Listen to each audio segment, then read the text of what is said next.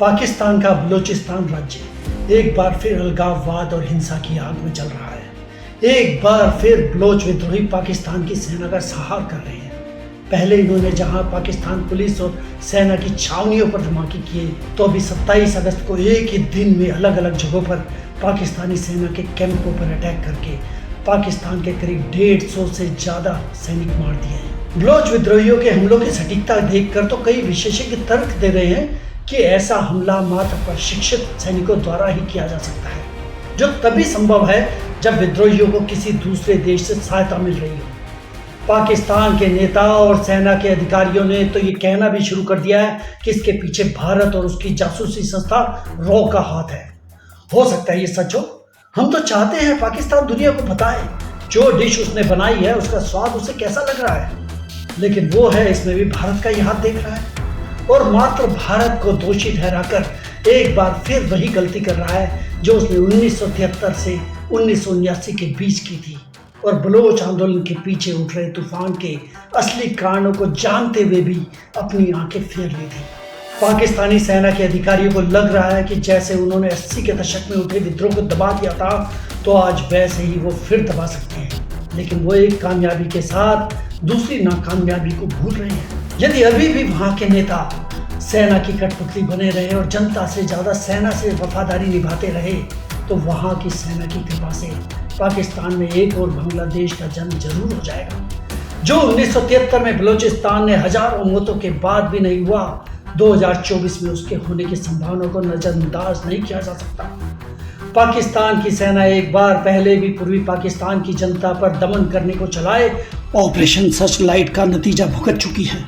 जो पूर्वी पाकिस्तान पहले पाकिस्तान का हिस्सा तो था, लेकिन ऑपरेशन सर्चलाइट में कई लाखों लोगों को मारने, वहां की लाखों महिलाओं के साथ उसके बाद तो उल्टे उन्हें पूर्वी पाकिस्तान को हमेशा हमेशा के लिए खो देना पड़ा था।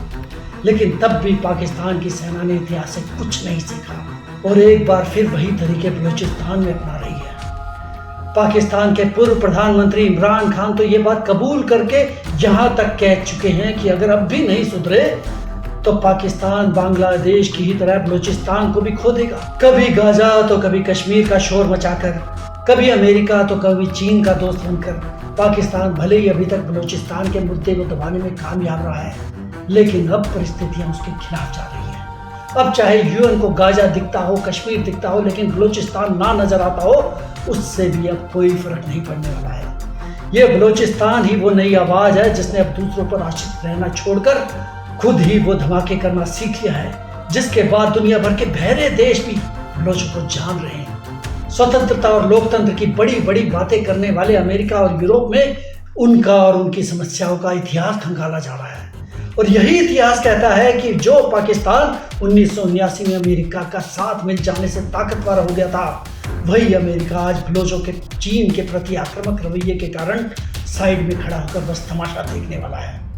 क्या था वो इतिहास जिसने पहले अमेरिका सहित कई देशों को अनजाने में बलूचिस्तान के खिलाफ खड़ा कर दिया था। जिस समय बलूचिस्तान में पाकिस्तान के खिलाफ पहली खूनी क्रांति शुरू हुई थी, उन्हीं दिनों बलूचिस्तान के पड़ोसी देश अफगानिस्तान में भी काफी उथल पुथल हो रही थी, जिसके बाद सोवियत संघ ने अफगानिस्तान में विद्रोह को दबाने और वहां की सरकार की मदद के लिए अपनी सेना भेज दी थी। सोवियत संघ अफगानिस्तान की सरकार का साथी बना तो अमेरिका को विद्रोही पसंद आ गए और सोवियत संघ को टक्कर देने के लिए अमेरिका ने पाकिस्तान की मदद से अफगानिस्तान में एक छाया युद्ध छेड़ दिया। अमेरिका ने तब अपने दोस्त पाकिस्तान को भर भर कर मदद की, महंगे हथियार दिए, कई बिलियंस की सहायता राशि दी, और पाकिस्तान और अमेरिका ने मिलकर जिन आतंकवादियों को तब पैदा किया, उन्हें दूध पिलाया। आज भले ही दोनों ही देश उन्हीं सांपों से काटे जाने की सबसे ज्यादा शिकायत करते नजर आते हैं, लेकिन उन दिनों यही दोनों मिलजुल कर इन्हीं आतंकवादियों के साथ खूब कलबैया करते थे। और अफगानिस्तान में उठ रहे शोर के बीच पाकिस्तान में बलूचिस्तान की समस्या कैसे हल कर दी, ये खबर भी उस समय कभी बाहर नहीं आ पाई। हालांकि आज का पाकिस्तान और अमेरिका इसका क्रेडिट जनरल जिया उल हक को देते हैं। काश ये सच होता तो अफगानिस्तान की समस्या हल होते ही एक बार फिर बलूचिस्तान में पाकिस्तान के खिलाफ आवाजें न उठती, वहां पाकिस्तानी सेना के लोगों को चुन चुन कर न मारा जाता, लोगों को बसों से उतार कर उनकी पहचान पूछ पूछ कर गोली न मारी जाती, वहाँ की धरती से चीन और पाकिस्तान को धमकियां ना दी जाती कि जिंदा रहना है तो बलूचिस्तान से बाहर निकल जाए, क्योंकि बलूचिस्तान तो आज़ादी के समय पाकिस्तान का हिस्सा कभी था ही नहीं। उसे तो अंग्रेजों ने पाकिस्तान से भी 4 दिन पहले ही आज़ाद कर दिया था, लेकिन जब पाकिस्तान बना तो इसे पाकिस्तान ने ज़बरदस्ती पाकिस्तान का हिस्सा बना दिया था। और इस तरह अंग्रेजों से आज़ादी पाकर भी बलूचिस्तान ने मात्र 227 दिनों में ही अपनी आज़ादी को खो दिया था। ऊपर से भले ही बाकी पाकिस्तान की तरह बलूचिस्तान के लोग भी इस्लाम के ही अनुयायी हैं, लेकिन सांस्कृतिक तौर पर बलूचिस्तान पाकिस्तान से बहुत अलग है। यहाँ की संस्कृति और भाषा पाकिस्तान से ज़्यादा अफगानिस्तान के लोगों की ज़्यादा नज़दीक है। यही इनके अलगाववाद का सबसे बड़ा कारण भी है। भारत जैसे देश में ये कोई मुद्दा ही नहीं है। यहाँ एक साथ कई तरह की संस्कृतियाँ एक साथ रहती आई हैं, लेकिन पाकिस्तान में ये बहुत बड़ा कारण है। ये कारण है पहले उर्दू भाषियों का, फिर पाकिस्तान के पंजाब से जुड़े लोगों का बाकी संस्कृतियों पर हावी हो जाना।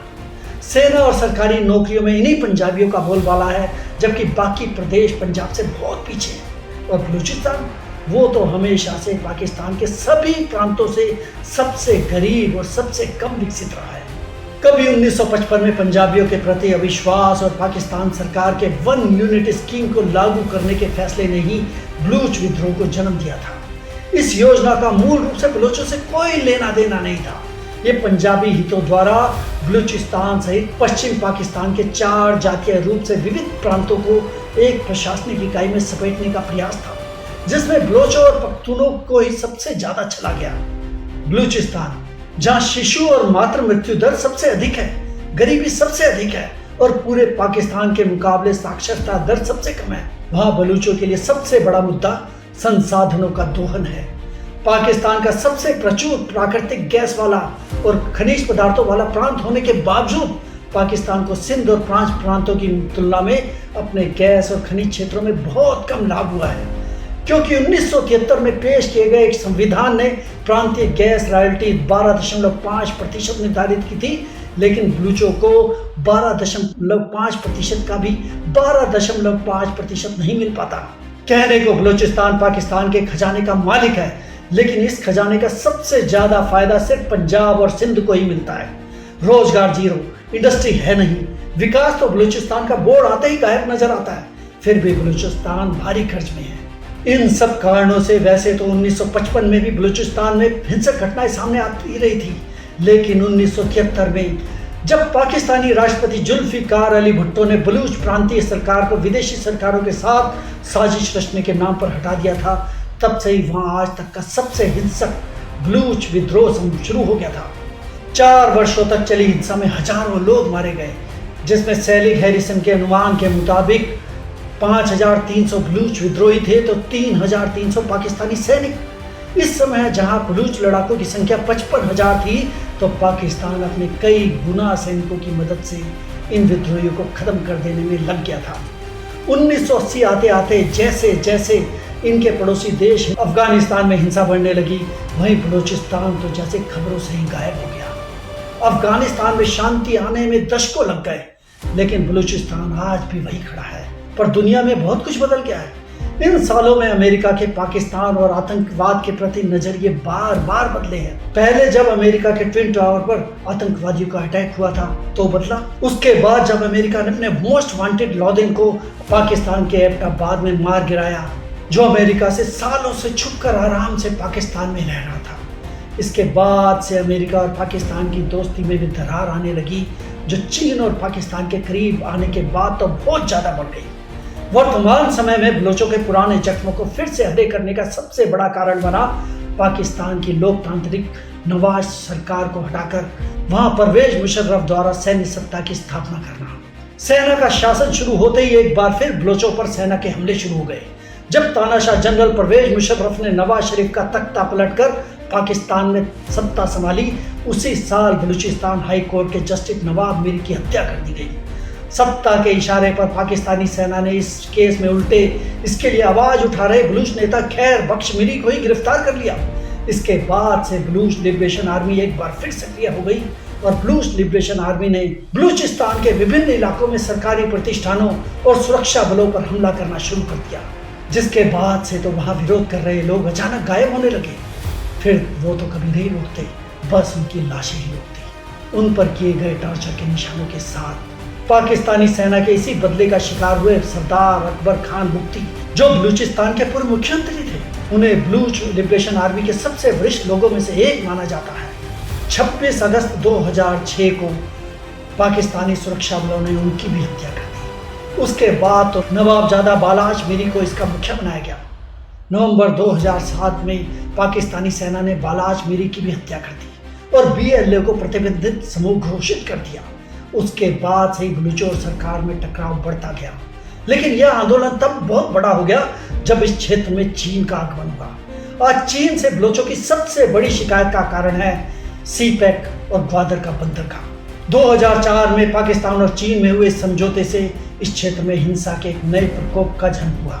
समकालीन संघर्ष, राजनीतिक और आर्थिक अधीनता, ऐतिहासिक शिकायतों के अलावा ग्वादर पोर्ट का निर्माण, प्राकृतिक गैस की खोज का विस्तार, अफगानिस्तान में युद्ध और राष्ट्रवादी मांगों पर सेना की कठोर प्रतिक्रिया ने वर्तमान बलूच विद्रोह को बढ़ावा दिया है। आज बलूचिस्तान में सबसे बड़े संघर्ष का कारण ग्वादर का निर्माण है। बंदरगाह के विकास कार्यों के बारे में बड़ी बड़ी बातों से परे इस क्षेत्र में इतनी बड़ी योजना आने के बाद भी बलूचों के जीवन स्तर में बहुत कम सुधार हुआ है, क्योंकि पाकिस्तान की सरकार ने ग्वादर विकास प्रक्रिया से बलूचों को बाहर रखा है। जो विशाल बंदरगाह के निर्माण में स्थानीय बलूचों की बजाय चीनी इंजीनियरों और मजदूरों पर ज्यादा निर्भर रही है। उल्टे बलूचों को बाहरी लोगों की बढ़ती आमद से अलग करने के लिए ग्वादर में श्रमिकों के लिए पुराने शहर के करीब एक अलग नया शहर बसा दिया गया है। ना रोजगार मिला, ना जमीन बची, जिसे सरकारी अधिकारियों ने ग्वादर के आसपास की अधिकांश भूमि को अवैध रूप से बेच दिया। अतीत की तरह पाकिस्तान की सेना द्वारा विद्रोह को कुचलने का प्रयास बलूच असंतोष को बढ़ावा दे रहा है। कई बलूचों को बिना किसी आरोप के कैद कर लिया गया है और असंतुष्टों को अपहरण तो आम बात हो गई है। अपहरण की यह प्रवृत्ति 2006 से तेजी से बढ़ी है। बलूच मुद्दे को राजनीतिक की बजाय सैन्य रूप से संभाला जा रहा है। जनरल परवेज मुशर्रफ के जाने के बाद और लोकतंत्र की बहाली के बावजूद सेना प्रमुख आज देश की सबसे बड़ी हस्ती बने हुए हैं। यह तो आम मान्यता बन गई है कि पाकिस्तान की सेना ने आज एक ऐसी सेना होने का गौरव हासिल कर लिया है जो अपने ही लोगों पर विजय पाने की कोशिश कर रही है और अपने ही लोगों को जेल में डालने के कुचक्र रच रही है।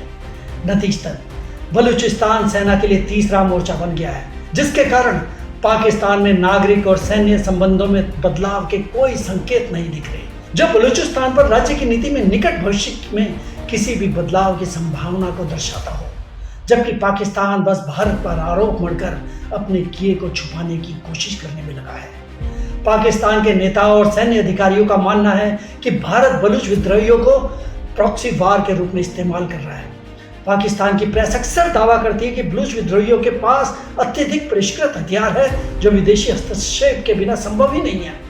इस्लामाबाद और बलूचिस्तान सरकार ने बार बार रॉ और अफगान खुफिया एजेंसियों पर बलूच विद्रोहियों को वित्त पोषित करने और प्रशिक्षण देने का आरोप लगाया है, जो पिछले 10 वर्षों से प्रांत में सुरक्षा बलों और सरकार समर्थक हस्तियों को निशाना बना रहे हैं।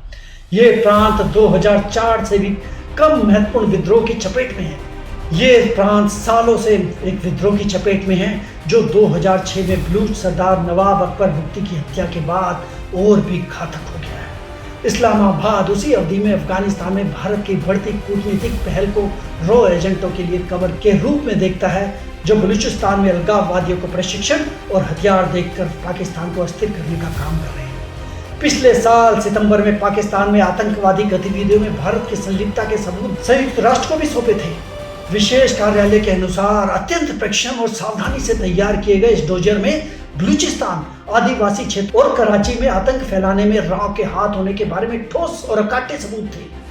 पाकिस्तान के दावों को सही माने तो भारत की सरकारें तो वो कर ही रही हैं जो उन्हें कश्मीर और देश में शांति लाने के लिए करने की सबसे ज़्यादा ज़रूरत है, फिर चाहे वह ज़रूरत देश के अंदर हो या बाहर। लेकिन क्या पाकिस्तान वो कर रहा है जो उसे अपने ही देश में करने की ज़रूरत है? पाकिस्तान की सरकार और सेना के प्रयासों पर नज़र डालें तो निकट भविष्य में बलूचिस्तान में संघर्ष का शांतिपूर्ण समाधान असंभव नजर आ रहा है, जहां चीन के दबाव में सेना विद्रोही बलूच नेताओं को निशाना बनाने की अपनी रणनीति को बिल्कुल भी नहीं बदलने वाली।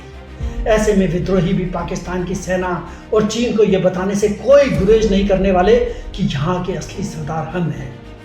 राज्य के वास्तविक विकास और बलूच राष्ट्रवादियों के कठोर दमन करने का वर्तमान प्रयास तो बस एक शुरुआत है, जिसका एक परिणाम पिछले दिनों पाकिस्तान की सेना ने यहाँ देखा है।